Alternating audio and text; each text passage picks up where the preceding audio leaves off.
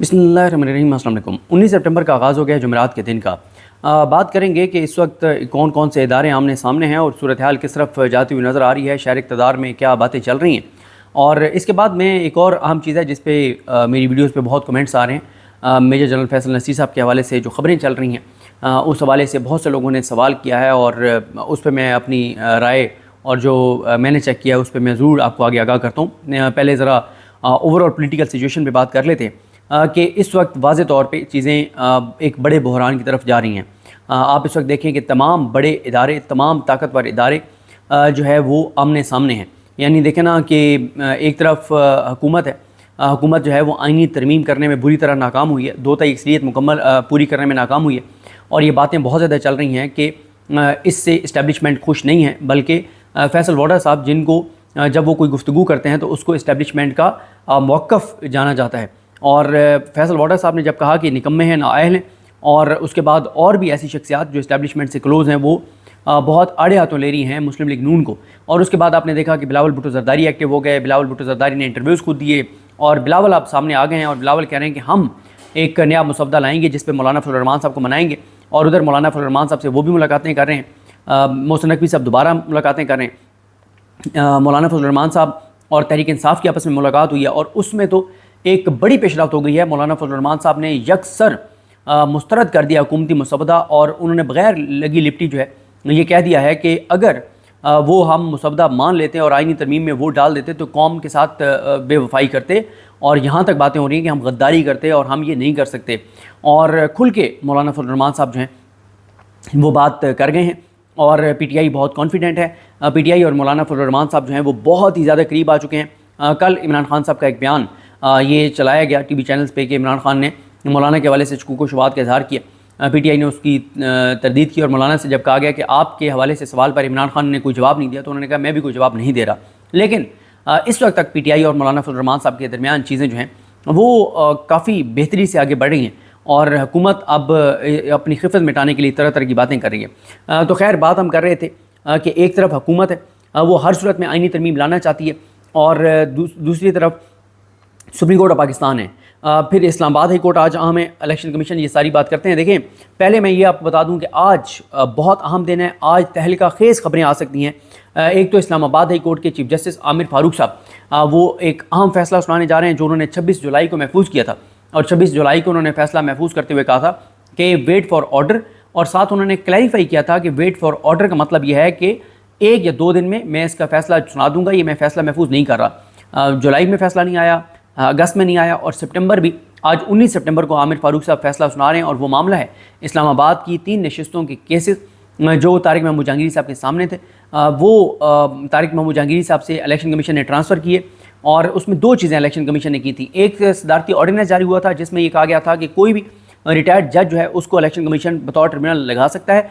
और दूसरा उसमें किया गया था और उस पर इलेक्शन कमीशन ने फिर ये किया था कि नून लीग वालों ने एक दरख्वास्त दी, उन्होंने नून लीग वालों की दरख्वास्त एक्सेप्ट करते हुए इलेक्शन कमीशन ने 3 इलेक्शन पटिशन जो हैं वो ट्रांसफ़र कर दी। उसमें ये चैलेंज हुआ।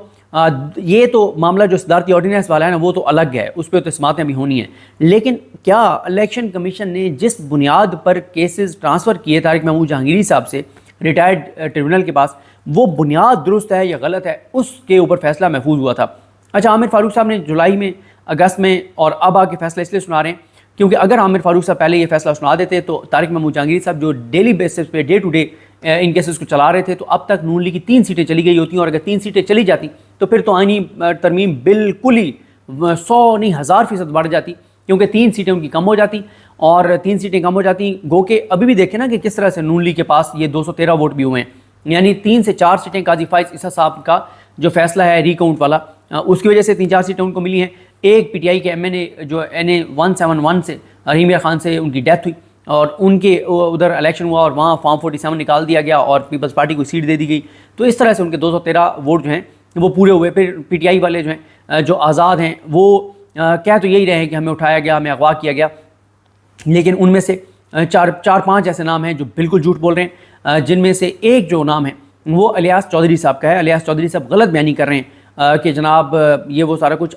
इलियास चौधरी साहब का अगर पीटीआई में उनको इलेक्शन कमीशन ने नहीं नोटिफाई किया तो उन्होंने रजू क्यों नहीं किया, इस पर खैर अलग से भी बात करेंगे।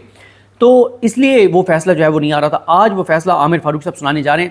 اب کیا ہوگا اگر تو عامر فاروق صاحب یہ کہتے ہیں کہ الیکشن کمیشن نے جو کیسز ٹرانسفر کیے وہ فیصلہ غلط تھا اور طارق محمود جہانگیری صاحب بھی کیسز سنیں گے, تو اس سے یہ ہوگا کہ طارق محمود جہانگیری صاحب نیکسٹ ویک سے سماعت شروع کر دیں گے اور ود ان 15 to 20 days ایک وکٹ تو کنفرم ان کی گر جائے گی, کیونکہ طارق محمود جہانگیری صاحب نے کچھ چیزیں بڑی واضح کی تھیں اور وہ انہوں نے کہا تھا کہ قانون یہ کہتا ہے کہ ڈے ٹو ڈے ہیئرنگ کرنی ہے, ایک ہفتے سے لمبی کوئی ایڈجرمنٹ لے گا, تاریخ لے گا تو اس کو کتنا جرمانہ ہوگا. پھر 5-6 چیزیں انہوں نے ایسی کی تھیں جو میں آپ کو یاد دلاتا رہتا ہوں کہ ایک تو انہوں نے کہا تھا کہ یہ ڈے ٹو ڈے ہوگا, لمبی تاریخ نہیں ہوگی, جو ڈاکومنٹ جمع کروائے گا وہ بیان حلفی دے گا, جس کا بیان حلفی جھوٹ ثابت ہوا اور فوجری ثابت ہوئی, جعل سازی ثابت ہوئی, رد و بدل ڈاکومنٹس میں ثابت ہوا, وہ جیل جائے گا. پاکستان سے باہر سے انہوں نے کہا فرانزک کرا سکتے ہیں, جو تعاون نہیں کرے گا اس کے وارنٹ گرفتاری جاری کریں گے, اشتہارات لگوائیں گے, اور اگر نون لیگ والے تعاون نہیں کرتے تو ان کی رکنیت معطل کر دی جائے گی. یہ ساری باتیں اس لیے بڑی ایک حکومت بڑی پریشان تھی اور اس لیے حکومت نے یہ کیا کہ یہ طارق محمود جہانگیر صاحب کے پاس نہ چلے. اور پھر اس طرح سے یعنی آپ دیکھیں کہ ایک طرف عامر فاروق صاحب نے فیصلہ محفوظ رکھا تاکہ آئینی ترمیم تک جو ہے وہ کوئی نون لیگ کی سیٹ کم نہ ہو, دوسری طرف جو ہے وہ قاضی صاحب نے 3 سے 4 سیٹیں ری کاؤنٹ پہ دے دیں, تیسری طرف قاضی فائز عیسیٰ صاحب نے 4 جولائی سے لاہور ہائی کورٹ کا, جولائی کی کوئی تاریخ تھی آئی تھنک 4 جولائی تھی, 4 جولائی سے لاہور ہائی کورٹ کا ٹریبیونلز والا فیصلہ جو ہے وہ معطل کر رکھا ہے, اور جولائی اگست سپٹمبر 19 آ گیا ہے.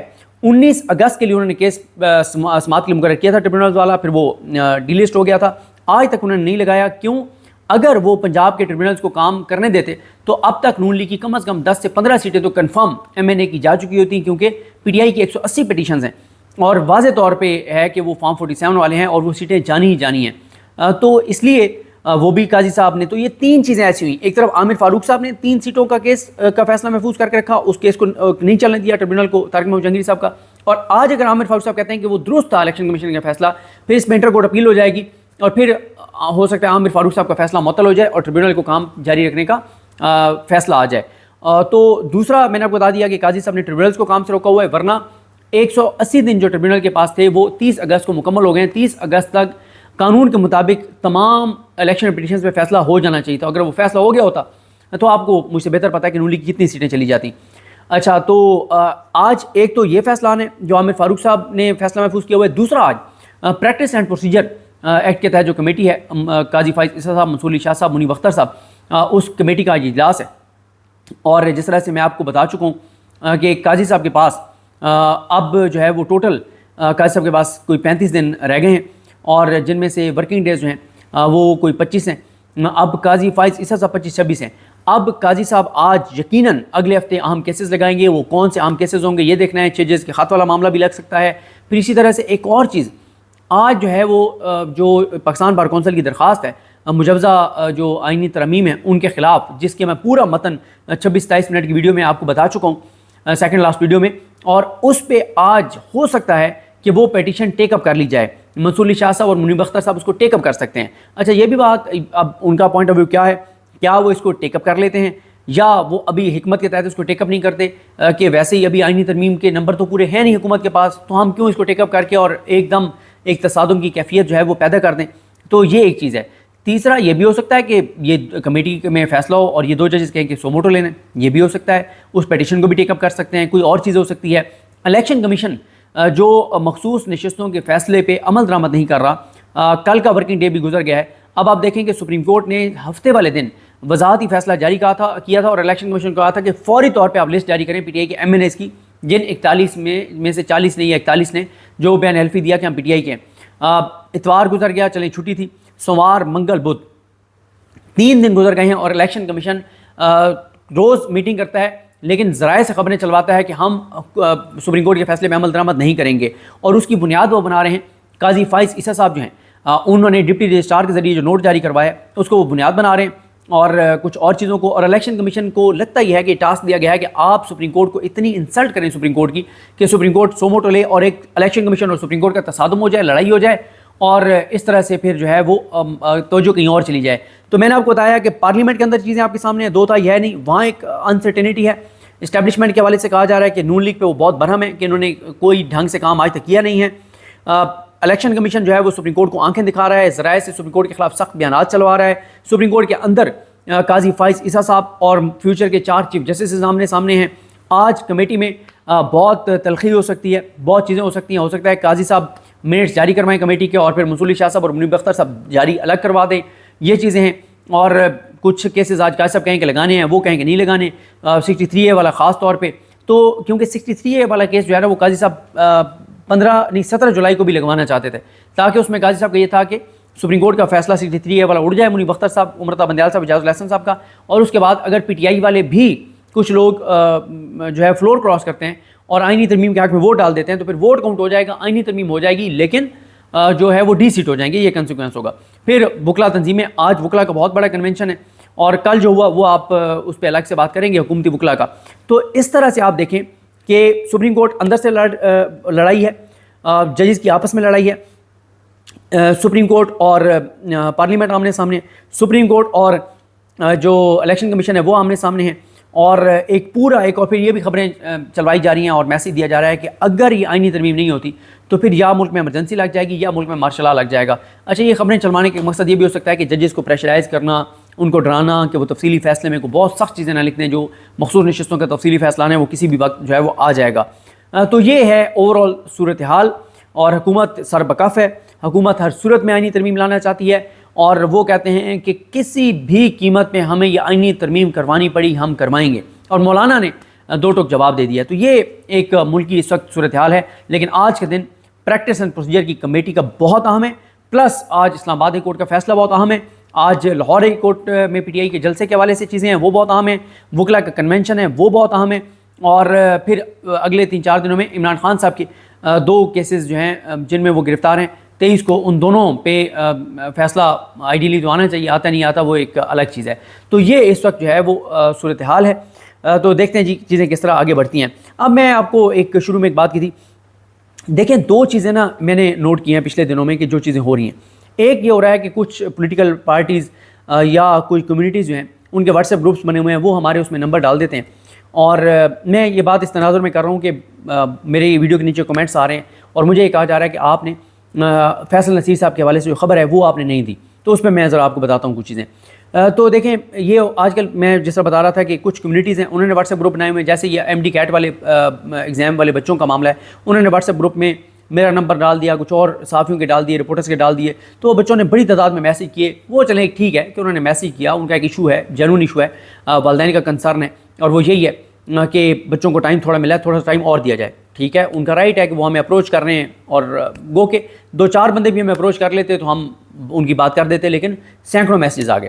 پھر اسی طرح سے TLP والوں نے ایک بار یہ کیا کہ انہوں نے ایک واٹس ایپ گروپ میں ہمارے نمبر ڈال دیا, اور اس میں تو ایسی چیزیں ہمیں آئیں.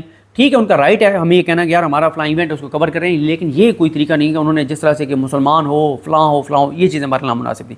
پھر اسی طرح سے دوسری چیز میں نے یہ دیکھی ہے کہ کوئی ایک بندہ ٹویٹ کرتا ہے اور باقی لوگ بغیر اس چیز پہ ہم سے کوئی بات پوچھے ایک ہمارے بارے میں پرسیپشن بنا کے اور اس کے اوپر پوری ایک سوشل میڈیا کمپین جو ہے وہ شروع کر دیتے ہیں, اور وہ یہ کہتے ہیں کہ جو خبر سوشل میڈیا پہ آئی ہے وہ درست ہے, اور کیونکہ انہوں نے اس پہ بات نہیں کی تو اس کا مطلب ہے کہ یہ پتہ نہیں کیوں نہیں کر رہے, اور فلاں اور طرح طرح کے الزامات لگ جاتے ہیں.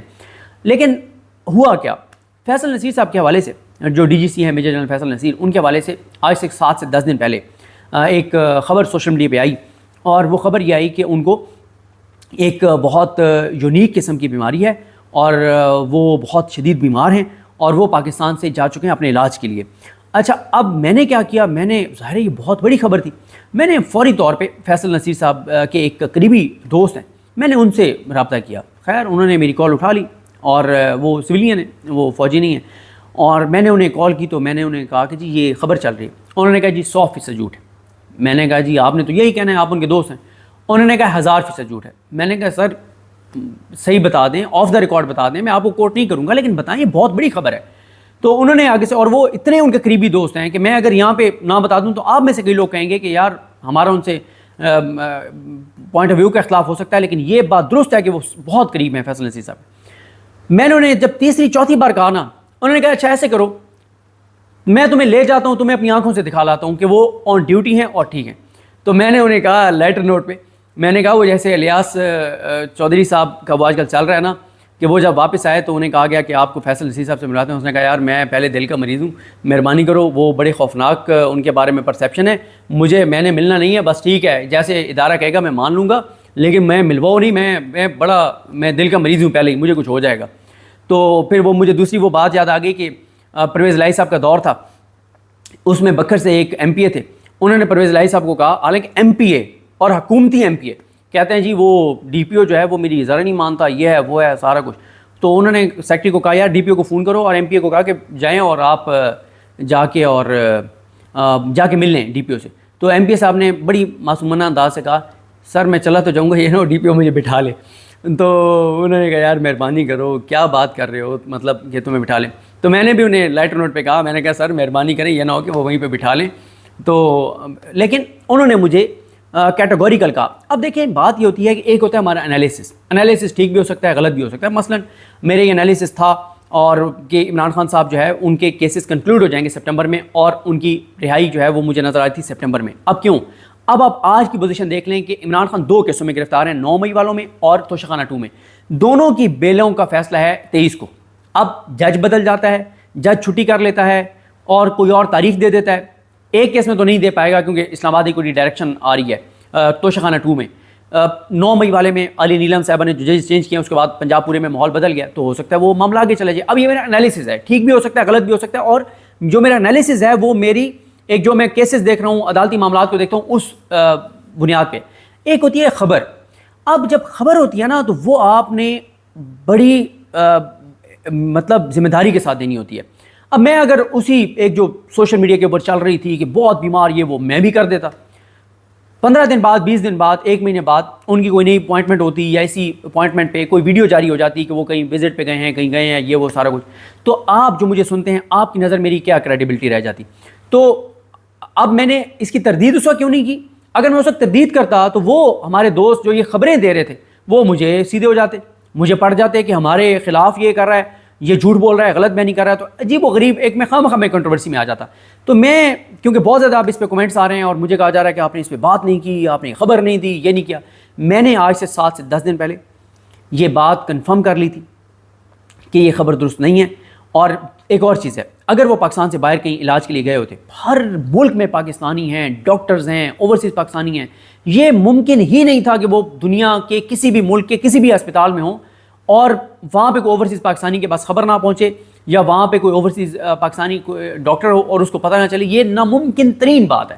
تو میں نے 7 سے 10 دن پہلے جناب اس خبر کی تصدیق کر لی تھی. یہ بات 100% غلط تھی اور ایسی کوئی چیز نہیں تھی. نہ تو یہ ہے کہ ان کو کوئی یونیک بیماری ہے, نہ یہ ہے کہ وہ ملک سے باہر ہیں, وہ پاکستان کے اندر ہیں. اور جن ان کے دوست سے میری بات ہوئی تھی, انہوں نے مجھے کہا کہ 1 دن پہلے میری ملاقات ہوئی ہے. اور جب ایک بندہ مجھے اس حد تک کہہ رہا ہے کہ بھائی آ جاؤ, میں تمہیں ملوا لاتا ہوں اور تمہیں دکھا لاتا ہوں, میں نے کہا یار مہربانی کریں. وہ ایم پی اے والی میں نے بات کی, میں نے کہا مجھے بٹھائی نہ لیں وہاں پہ. تو اس لیے جب بھی کوئی چیز ہو تو آپ, ایک بندہ ٹویٹ کرتا ہے, آپ میں سے کئی دوست ہمارے جو ہیں وہ پڑھ کے اور ایک پرسیپشن بنا کے, اور اس کے بعد ٹویٹر پہ شروع ہو جاتے ہیں اور تبرہ کرنا اور یہ اور وہ اور فلاں کہ فلاں بندے نے بات کر دی ہے. ایک سینٹیمنٹس بھی آج کل آپ کو پتہ ہے جس طرح کے اسٹیبلشمنٹ کے حوالے سے ہیں, وہ بھی ایک فیکٹر ہے. تو یہ خبر اب میں اس پہ بات کر رہا ہوں کیونکہ یہ جو کمنٹس آئے ہیں اس کے بعد ایک جو کمپین چل پڑی ہے, جو کمنٹس ہونے لگے ہیں کہ میں نے خبر کیوں نہیں دی, میں نے اس پہ تبصرہ کیوں نہیں کیا, میں نے اس پہ تجزیہ کیوں نہیں کیا. تو یہ کیونکہ خبر میں نے کنفرم کر لی تھی اور خبر یہ درست نہیں ہے. باقی 15 دن بعد, 20 دن بعد, مہینے بعد, 2 مہینے بعد آپ کے سامنے کھل کے اس چیز سامنے آ جائے گی. پھر آپ خود فیصلہ کر لیجئے گا کہ میں نے یہ خبر نہ دے کے ٹھیک کیا تھا یا غلط کیا تھا. اور اگر میں یہ دے دیتا خبر اسی طرح سے جیسے سوشل میڈیا پہ سنائی اور تصدیق نہ کرتا, تو کیا ہوتا؟ کل کو جب ویڈیو سامنے آتی آپ بھی مجھے کہتے کہ یار کم از کم اس کو یہ زیب نہیں دیتا کہ ہم اس کی بات پہ اعتماد کرتے ہیں سن کے, اور اس نے جو ہے یہ غلط خبر جو ہے وہ جھوٹی خبر دی ہے. تو اس لیے کوئی ایسی چیز نہیں ہے, کوئی ایسا معاملہ نہیں ہے. اور باقی اسٹیبلشمنٹ کے اوپر تنقید ہم صبح دوپہر شام 3 دفعہ کرتے ہیں. جیسے صبح دوپہر شام کو میڈیسن ہوتی ہے نا, تو اسی طرح صبح دوپہر شام 3 بار تنقید کرتے ہیں. لیکن یہ خبر درست نہیں تھی. تو یہ میں نے اس لیے اس بات کی وضاحت کیا ہے کہ یہ بڑا ایک مسئلہ ہوتا ہے جب آپ کے کمنٹس اس طرح کے آتے ہیں, ٹویٹس اس طرح کی آتی ہیں اور پورے ایک کمپین چل پڑتی ہے. تو خیر دیکھتے ہیں آج کے دن کون کون سی بڑی خبریں آتی ہیں. مجھے اپنی دعا میں یاد رکھیں. اللہ کریم ہم سب کا حامی ناصر. اللہ حافظ.